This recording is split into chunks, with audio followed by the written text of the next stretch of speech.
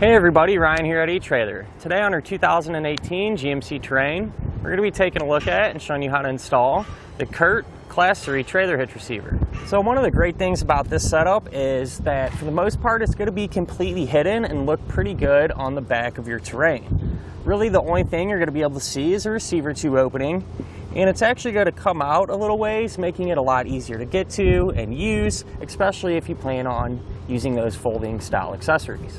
And that's great because it's really going to open up your options and allow you to use pretty much whatever you want.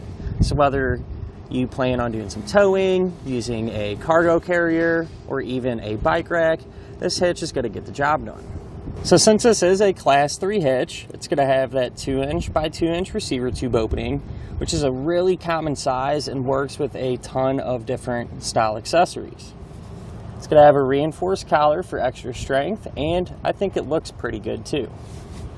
It's going to use the standard 5/8 size pin and clip, but keep in mind one does not come included. However, if you need one, you can pick it up here at eTrailer. Going to have loop style safety chain openings, which aren't huge, but they should give us enough room to allow us to use just about any size hook that we might have. Now, as far as the hitch's weight capacities go, it's going to have a 675-pound maximum gross tongue weight rating. So that's going to be the amount of weight that's pushing down on the hitch. That's a pretty high number, so you should be able to use just about any size cargo carrier or bike rack that you would want to. As far as the maximum gross trailer weight rating goes, it's going to be 4,500 pounds. And that's going to be the amount of weight that's pulling on the hitch. So that's the weight of your trailer plus anything that you might have on it. Now this hitch can be used with a weight distribution system, which is a separate component, but even if you are using that, the weight capacities do remain the same. Now I do always like to recommend, it's never a bad idea to check with your Terrain's owner's manual to make sure your GMC can pull that much weight safely. Now we can go over a couple of measurements to see which style and type of accessories will work best for you. If we go from the ground to the top inside edge of our receiver tube opening, it's going to be right at 12 inches. So if you do plan on doing some towing, chances are pretty good you're going to need to get a ball mount with a rise. You go from the center of the hitch pin hole to the edge of our bumper. It's going to put us right at about 6.5 inches. And you can use that measurement to figure out that if any folding accessories you might have can actually be stored in that upright position without contacting your bumper. But at the end of the day, a hitch you really can't go wrong with. To me, it's going to kind of check all the boxes and pretty much handle anything you want to throw at it. Now, even though it is, for the most part, completely hidden, it's really not too bad to get installed. Everything's pretty easy to get to and relatively straightforward. To begin our install, we're going to be underneath the back of our Terrain, and we're going to have a couple of Torx bit screws on each side that we need to remove. That way we can kind of pull our bumper out a little bit and give us some room to work. So we're going to have one right here. So we use a T15 to pull it out. These center ones we don't have to worry about. The other one we need to take out is right here. Now our customers was missing, but pretty straightforward. Simply take that same Torx bit socket and remove that screw as well. And then we're going to have some room to get our hands in there and work. Now we are going to need to lower our exhaust a little bit to give us that extra room we need. But before we do that, what I like to do is take a strap and just run it from side to side of our vehicle. That way when we do loosen up the exhaust, we can kind of control how fast and far we let it down. On each side of our Terrain, here at the very back, we're going to have our exhaust hanger. And what we're going to do is remove these two bolts. So the head of the bolts are actually on this side, and we're going to remove them using a 15mm.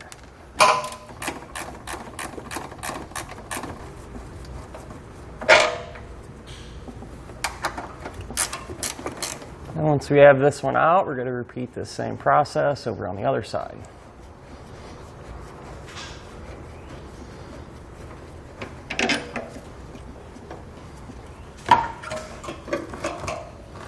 We're going to have one more rubber exhaust hanger here in the center, and it helps to spray it down with some penetrating oil or some soapy water.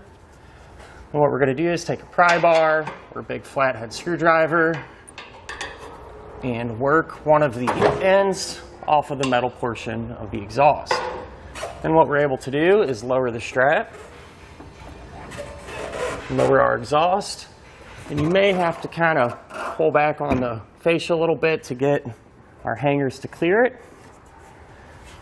We'll lower it down a little bit more, and that should give us plenty of room.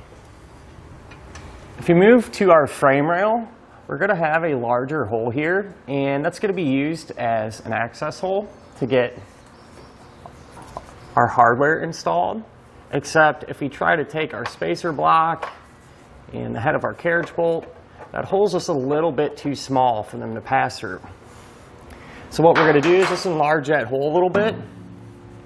I'm going to use just a die grinder bit, but you don't have to take a whole lot of material out, so you could also use a hand file, Dremel tool, something like that. But once I have this done, that'll allow us to get our hardware in place where it needs to be.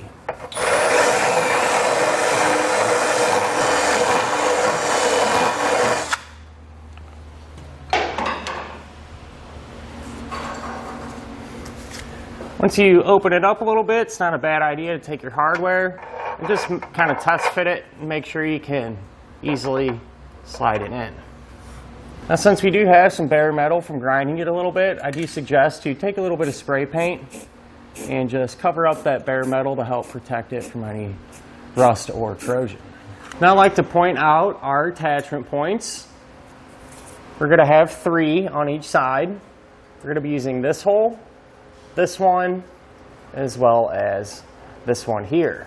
Now, to get our hardware in place, we're going to be using a fish wire. So we're going to take the coiled end, feed it through one of our attachment points, and we're going to push it towards that access hole that we enlarged.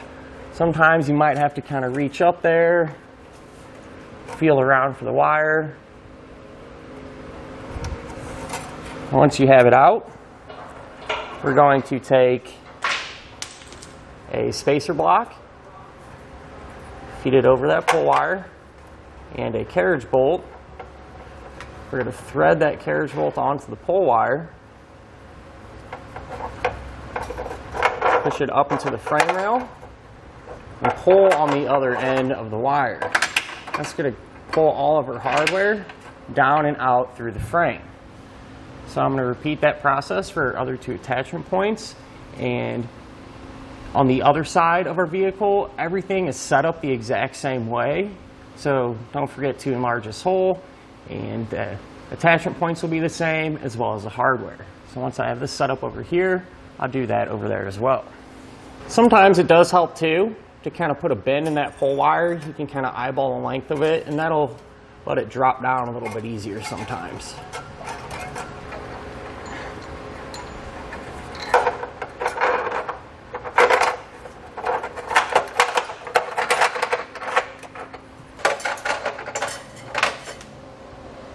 Now with an extra set of hands, we can raise our hitch into position. So we're going to take our pull wires and run them through the corresponding holes in the hitch. And drop them down through. This middle hole here, we're going to be using the oval shaped one.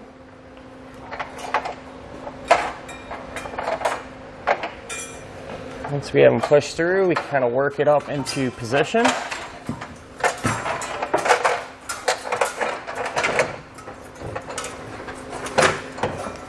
Line everything up. And then what we're going to do is pull off that pull wire, take a hex nut, and we want to get at least one started on each side hand tight. That way the hitch will support itself while we work on the rest of the hardware.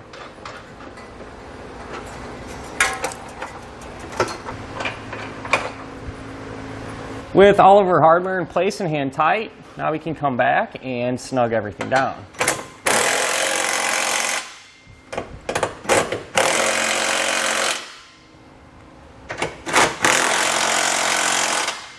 Now we can grab a torque wrench and tighten everything down to the amount specified in our instructions.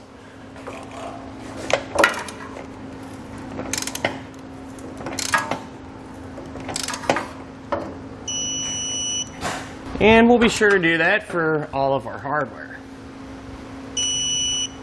Now we can raise our exhaust back into position. That way we can re-secure it. So kind of the trick with this is here, you want to do one side at a time almost. Kind of work that fascia back. Once you kind of have it pushed up, make it a little more manageable, you can tighten up that strap. So we'll go ahead and do the rubber hanger first. We'll push up and line it up in the correct position.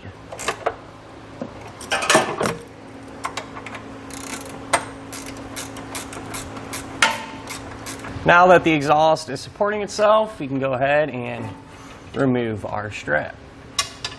And don't forget to reinstall the hardware here on the bottom of our fascia. And that'll finish up our look at and our installation of the Curt Class 3 Trailer Hitch Receiver on our 2018 GMC Terrain.